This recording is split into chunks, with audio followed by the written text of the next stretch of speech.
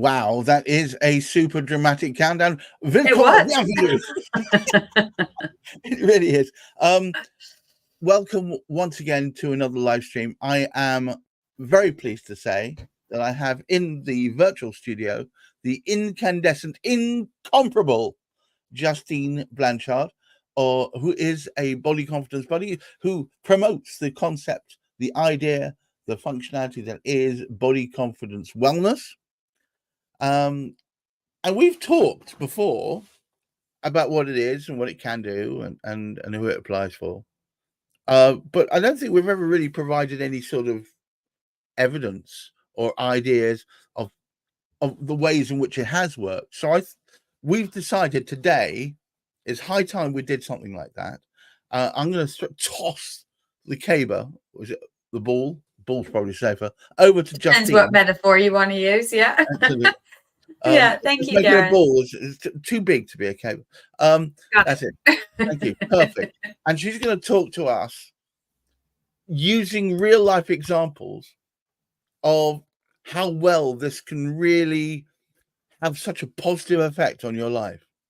Justine, take it away.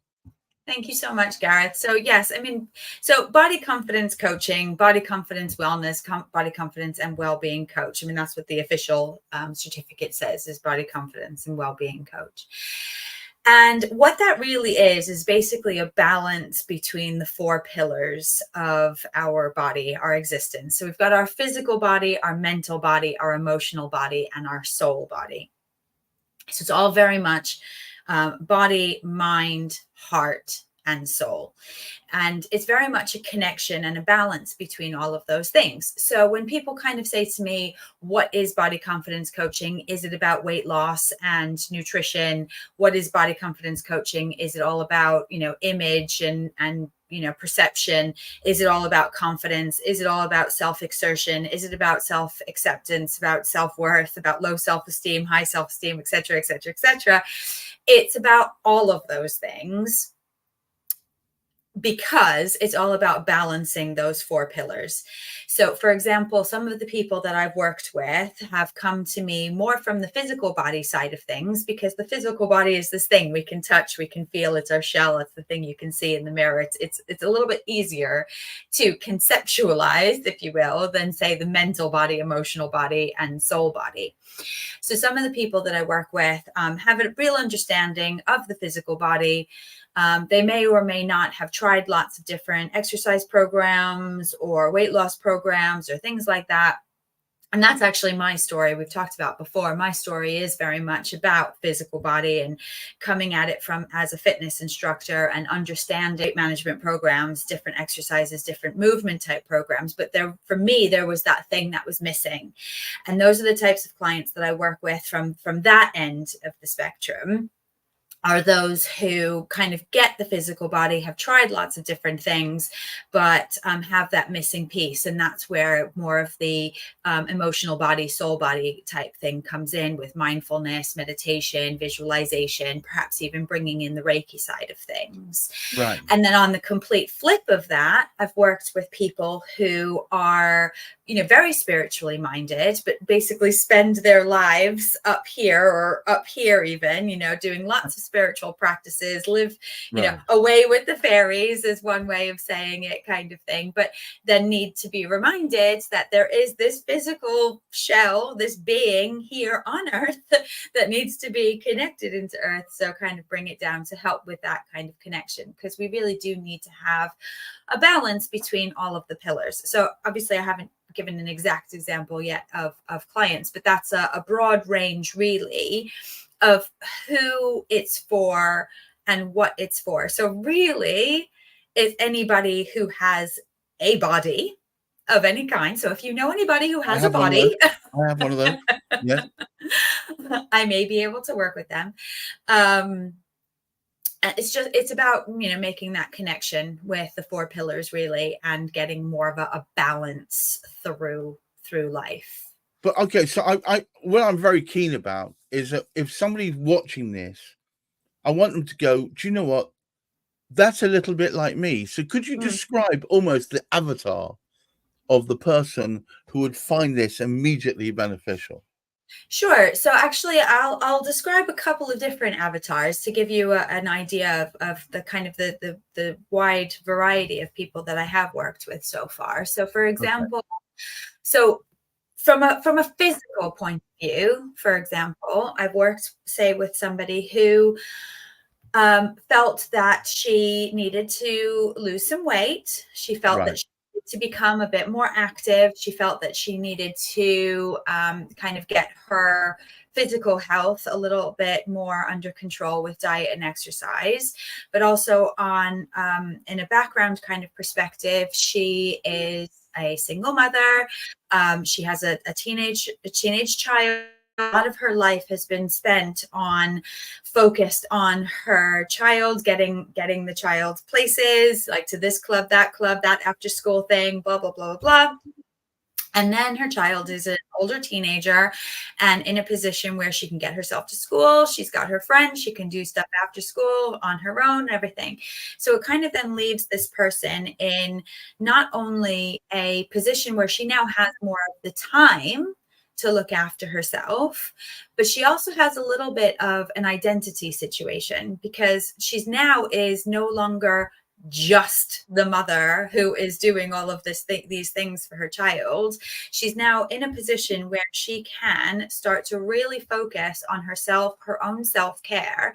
So whilst coming to me initially talking about like, weight and exercise and that kind of advice and coaching, is we almost put that part to the side to then first go into that identity piece, and then the exercise and the fitness and the movement and the eating healthier and all that stuff, that all just kind of then started to fall into place once we drilled a little bit further down into that identity piece. So while she was initially coming to me for one thing, we kind of assessed that really what it was more about that identity thing.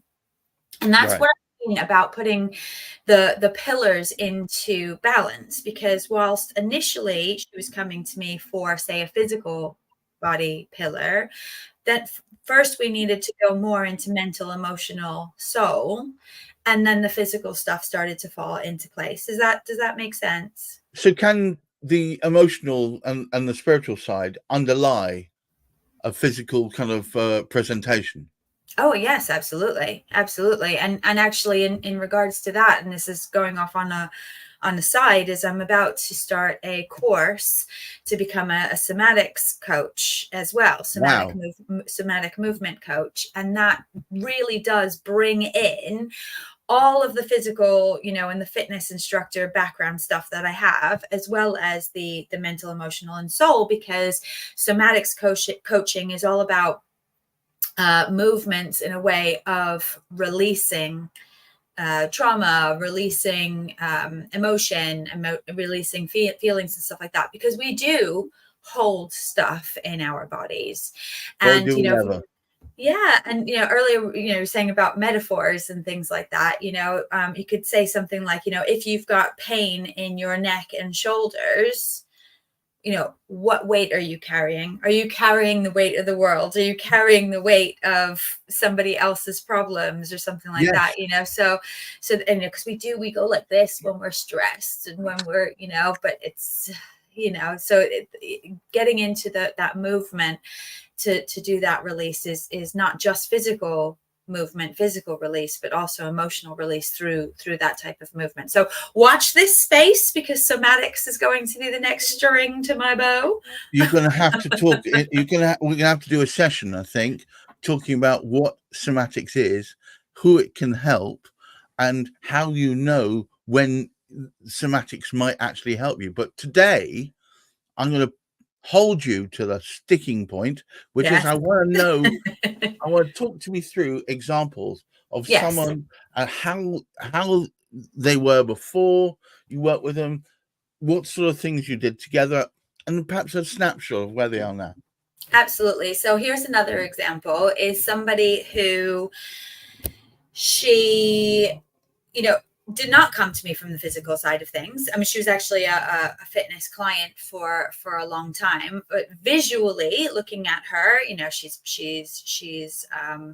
very fit. She's athletic, body type. She walks a lot, she exercises a lot, so from the physical body point of view, there was no work or focus there. Right. But for her, it was all about self-esteem and assertion, being a bit more assertive and knowing. I hear this a lot. I speak to young people who are, by modern standards, beautifully trim, seem to have everything going for them. They're doing the right things at university or school or whatever it is, yet their sense of self is at an all-time low. Yeah, and I just want to point out that I'm only highlighting the physical appearance of these two examples, not because it matters at all, because health is not like your size does not equal health. I should absolutely quite right. A size does not equal health. Yes. The only reason that I'm highlighting a visual here is because a lot of times when I say I'm a body confidence coach, people immediately think that is the physical, that immediately thinks that means about diet, exercise, or something like that. So the only reason that I'm highlighting at all what somebody looks like is for the example here. Okay, is good. Because somebody might look at that particular person in this second example and say, oh, but why do you need a body confidence coach? You are, you look like you look, kind of thing. That's the only reason that I'm mentioning that. So in her case, works in the city, she's employed, works in the city. She has worked for the same employer for a very, very long time.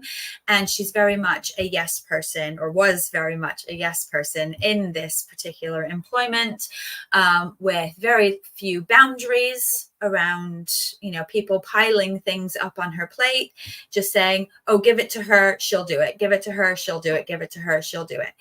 And so the thing that we worked on a lot was where she would feel that in her body when somebody would ask her to do something, so that she could feel okay with saying no, feeling okay with putting in the boundaries.